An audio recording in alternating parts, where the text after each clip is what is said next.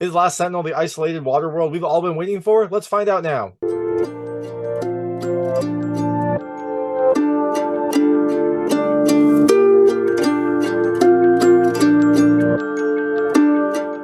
Hey everyone, this is David Stark from Watch Your Pass. Today I'm here to talk to you about Last Sentinel, which is coming to theaters on March 24th, 2023. It's a new indie sci-fi film with good effects and a pretty interesting scenario. And my hot take is, look, I was kind of between a rent and a watch, but I actually like this one a lot. I think it's overall a watch. It's just a nice kind of indie film with a strong story and a good understanding of what it does and does not do well.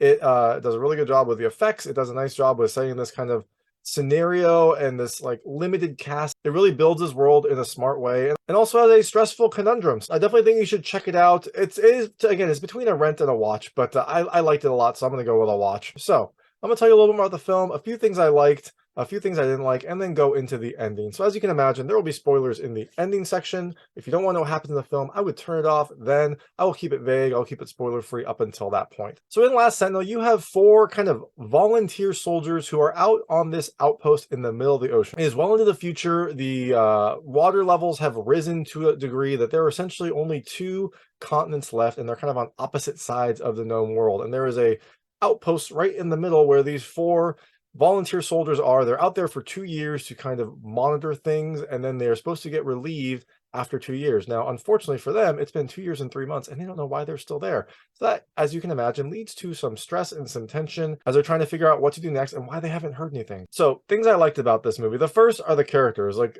I said, this is an indie film. It's a smart kind of use of an indie budget. There's only four main characters, and they're all very, very different. And kind of having these different personalities interact does make for some fun scenarios and does make for some interesting conversation. Like, this film is pretty much just these four people on the screen for most of the movie, so they have to be good, they have to be interesting, and I liked learning more about them. I like learning more about kind of their quirks and their interactions and seeing how these very different personalities mesh in a very, very small space. The second thing I liked are the effects. This film has a pretty smart use of effects. It mostly takes place on this derelict observation tower in the middle of the ocean, and the film kind of knows what it does right and what it does wrong. It doesn't try to do too much CG. There's a few little CG moments, but overall it feels like it's on the more practical side. It builds out these sets to make them look I don't know, legit, and make them look like you could be in the middle of the ocean. The film didn't have anything really, really noticeable, and so that was really helpful because it let me just kind of live in this world. The third thing I liked is the music. This is a more subtle one, but it's really good when you've got this kind of tense sci-fi thriller to have good music to help up that tension when needed. There are some scenarios that happen while this crew is out on this observation terminal that lead you to wonder what will happen next, lead you to wonder, is everyone going to be okay? And that music definitely helps, especially when it's kind of building up with some of the decisions that happen. The music helps to contribute to that, and also helps to kind of move your emotions along during this movie. And the last thing I liked is just kind of the overall style of this film, the overall tone of this film. This movie just did it right. It fits in with the effects. I think this film didn't try to go for too much. It uses kind of what it has and uses kind of what works for it, and helps to kind of build this crazy story, but one that is believable because they made smart choices about how they're building up this film and how they are setting everything up.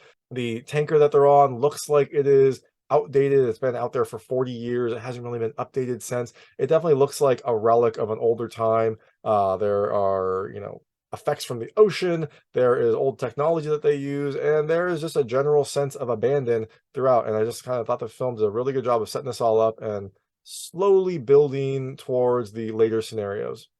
And the actual last thing I liked is kind of the drip feed of information. This film doesn't have an overarching thing that it says, it doesn't give you the scenario right from the start. It kind of slowly feeds that information to you as you watch it. So it can be a little confusing at times, but I actually really like it that way because I like kind of organically learning about things that are happening in this world and the overall scenario and why they are on this observation terminal and things about the overall world. I really liked that you slowly learned as the film progressed. So things I didn't love as much, there's only a few. The first is there's some minor CG, like I mentioned. There's a few scenes where water will come in, and that was pretty clearly CG, at least to my eyes. So again, it wasn't very distracting. I think the film had a really kind of good use of effects. It didn't use them too much. So like I said, I didn't really notice them other than a few scenes here and there, and I think that was a really smart move. The second thing I didn't love as much is, you know what? It's kind of a mixed bag. It's a little bit slow at times, but that's partly because you've got four people on this observation terminal. There's not a ton that can happen. There's not a ton of action that can happen because of this. And so there are some parts where it does slow down a bit, though it wasn't really a big deal. Like I said, it's very minor. I actually kind of didn't mind it as much. But just keep in mind, this can slow down at times. The film is 117 minutes, and it definitely uses all 117 minutes of that. The last thing I didn't love as much, again, this is kind of minor. There are some strange character turns that happen. It kind of helps to move the drama along, and so you kind of need that in a film like this to just kind of move the scenarios along.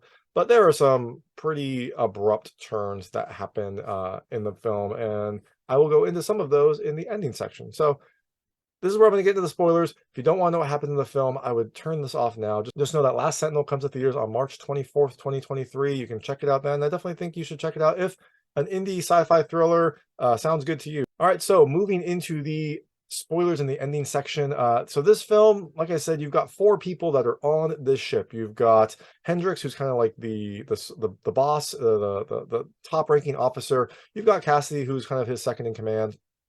You've got Sullivan, who is kind of a young recruit. He's a little bit more of a realist, and he, kind of tries to see through some of the, for lack of a better word, BS that's going on. And then you've got Baines, who's kind of a loose cannon, but he is an amazing engineer, so he's kind of helping to keep this thing running. And so they're very different personalities, interact in very interesting ways. Hendrix is a hard ass. He is definitely kind of a rule follower. He runs a tight ship, and that can lead to some conflict later on, maybe.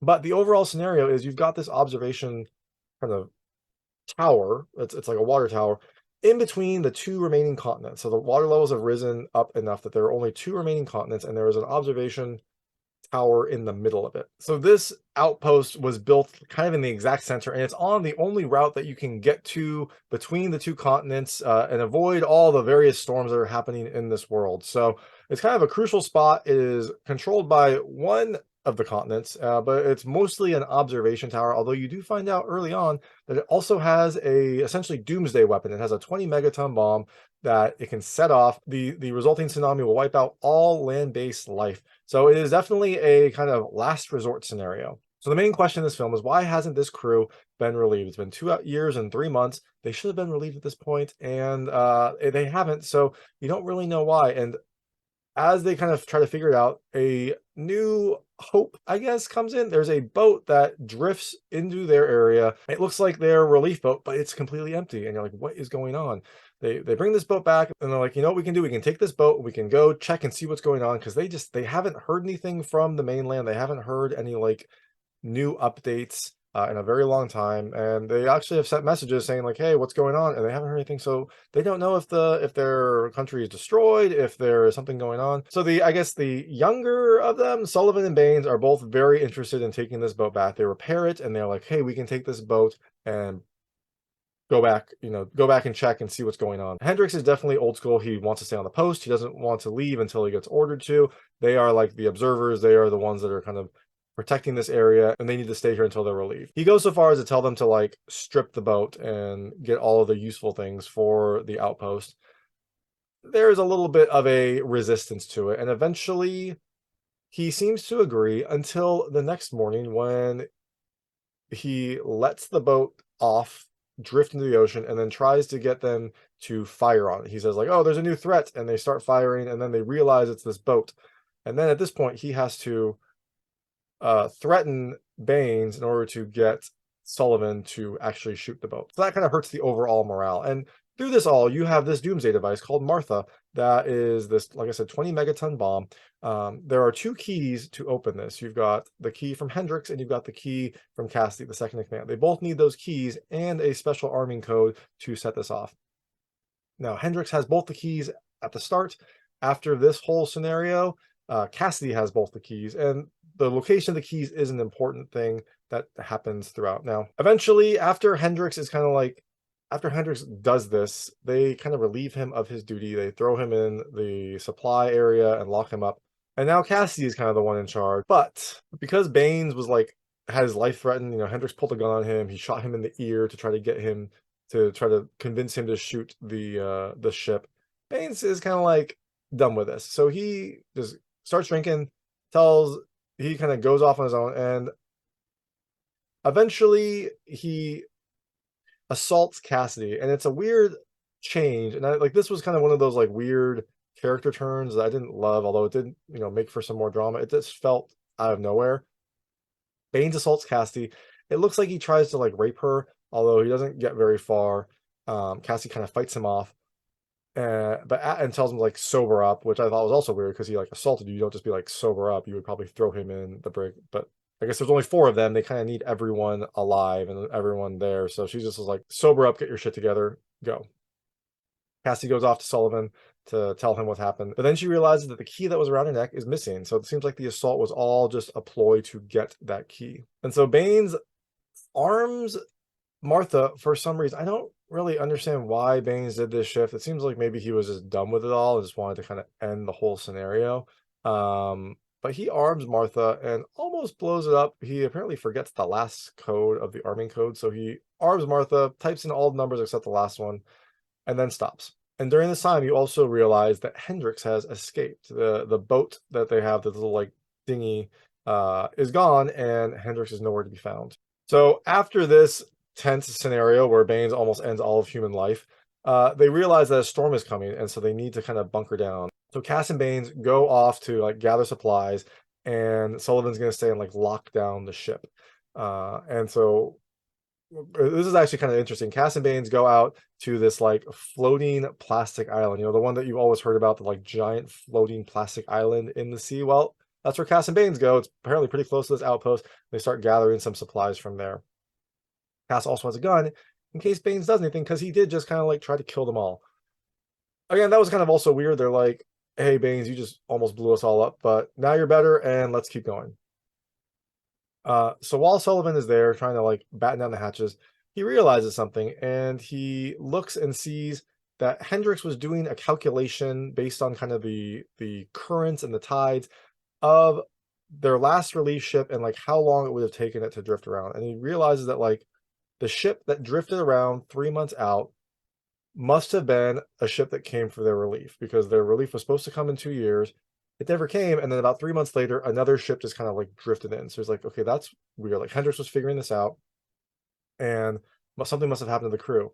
He starts to kind of like look at some people's reports and things like that, and he realizes something that Cassidy had told him. Cassidy had said she had a picture of her family growing up, and she said that like, oh, this was a rainy day and there was someone who came taking pictures, and we traded with him to take a picture, and I was upset. She described the day. But what Sullivan realizes, you don't find this out until later, is that there's no rain on their continent. I guess the way that the currents work, or the way that the climate works, there's no rain on their continent. The only rain is on the other continent. So Cassie must have an ulterior motive. She must be from the other continent, and that is what this outpost is supposed to do. It's supposed to make sure that the continents don't fight, that no one from the other continent infiltrates the 4 crew members' home. And so that is kind of why this outpost was set up. He also looks at the logs and realizes that Cassidy was kind of on the observation post when the relief probably would have arrived based on the calculations of the drifting. He also looks at Cassie's psych records and sees in the records that she wanted to stay. She wanted to do another tour on this outpost. So while everyone else pretty much wanted to leave, she wanted to stay, which also seemed pretty weird. So piecing this all together, we realized that Cassidy was the one who saw the ships coming in when they were kind of coming to relieve. She went out, shot the 4 people who were supposed to relieve them, and kind of set the boat adrift. You don't really know why. Seems like a strange thing to do, but I guess that's what maybe she really wanted to stay. And she also is apparently an agent from the other country. So not really good overall, not really a great scenario. And during all this, he finds Hendrix's body. He's like pulling up fish, getting ready to like batten down the hatches, get everything inside before the storm, and he finds Hendrix's body. Hendrix was shot. I don't know if it was Cassidy or Baines. I'm pretty sure it was Cassidy that did it, but that would mean that like Cassidy had both of the keys on her, and Baines probably should have realized that she had both of the keys, and that was a little strange. I don't know, but all this leads to us realizing that Cassidy is apparently not a good person. So she comes back from the scavenging, and not surprisingly, doesn't come back with Baines. Baines went out. According to her, Baines went out onto the plastic island and refused to come back. And so she had to come back because the storm was coming. she probably shot him, like she shot the other crew, but you don't know. Like, he is actually pretty valuable to this scenario because he is a great engineer and he helps kind of keep this thing running. So when she comes back, it's just her and Sullivan on the Sentinel, and Sullivan calls her up to the like command room. And when she gets there, she sees that Martha is armed. And this is where Sullivan explains to her, like, you said that this was a rainy day. It never rains on our side of the world. And so that's when she kind of realizes that she's been found out. And she starts going into how, like, her homeland is sinking and her people are suffering, that, they won't survive unless they get this weapon. I don't really know what they're going to do with this weapon because it pretty much is just a doomsday device, this Martha device. I guess maybe they could use it to try to get onto the other island, but not really that well explained what she was going to use Martha for. But anyways, she says that she needs the weapon to help end the suffering of her people, and that then she also says that like no one should have the weapon. So I don't really understand like what all was going on. Either she wanted the weapon to take everyone else out and give her people a quick, painless, well, probably not painless, it's a tsunami, it's probably going to be painful, but a quick death, or she was going to use the weapon to get onto the other homeland and like force them out, or at least force them to compromise, or she was going to just destroy the weapon so that there wasn't this impending threat, and then her people could just like go and invade the other nation and try to like take over. One of those, not really sure which one, but in any event, she wanted the weapon. That's why she kind of like wanted to stay, and that's why she took out the crew that was going to relieve them. But Sullivan is having none of this. He arms the device. He kind of like, I guess, just wants to end this all, and so he then clicks it. I don't know why Sullivan does this either. Like, but essentially, they're destroying all of human life. This seems like a very big decision to do, and so Sullivan sets off the device, but nothing happens. It's actually a pretty good buildup because you like get this dramatic moment, and then Sullivan like pulls the trigger, and the camera like cuts back to a view of the Sentinel by itself in the middle of the ocean, and nothing happens. And you're waiting, what's gonna happen, and nothing happens. And then on the keypad, like on the Martha device, there's a little line that goes by that says, "What did the cats, the horses, and the swallows do to deserve this?" And this is a reference to something that Sullivan and Baines were talking about earlier when they were going over this device and like what it would do, and they were both drunk, and Sullivan was like, "Oh my god, like if this goes off, like what will the horses do? Like what will the cats do? And like what will the swallows do?" So this was a message from Baines saying like, showing that he is the one that disabled this bomb. So now Martha is no more. The big 20 megaton bomb is no more. Baines disabled it somehow, and now no one can use it. So now they are essentially kind of stuck with this device in this observation tower. Their comms don't appear to be working because they've sent messages out and they haven't gone back. So now they're just kind of stuck here, and it's interesting because they are on opposite sides, but they are now drawn together and they're stuck here. They are going to essentially defend Martha, make sure that no one gets Martha into perpetuity, and also make sure that no one like attacks this outpost. So that is Last Sentinel. Like I said, I liked the film a lot. I liked the build up. As I'm discussing the ending, it kind of feels a little bit far-fetched. Like there's some jumps that you have to take, like that Cassie was able to leave the Sentinel and no one noticed and like kill them and then come back and no one saw anything or heard anything. I guess it's possible. There's only 4 people. Maybe they sleep pretty heavily because they have different shifts. Also, that Baines was able to work on this device with no one around. I mean, you think that someone would come to the command post at some point while he's disabling a nuclear bomb. But again, that's fine. And I also really still don't understand why Sullivan tried to blow everyone up. I don't know. Maybe he just was sick of it all, sick of the conflict, wanted to just kind of like let it all go. Again, that was also strange. But in any event, I liked the build-up. I liked the setting. I liked the characters. So overall, I think it's a watch. And The Last Sentinel comes to theaters on March 24th, 2023. And thanks so much for watching. If you liked this review, please like and subscribe to this channel. It helps me out a lot. Make sure all my new content goes straight to you. Thank you.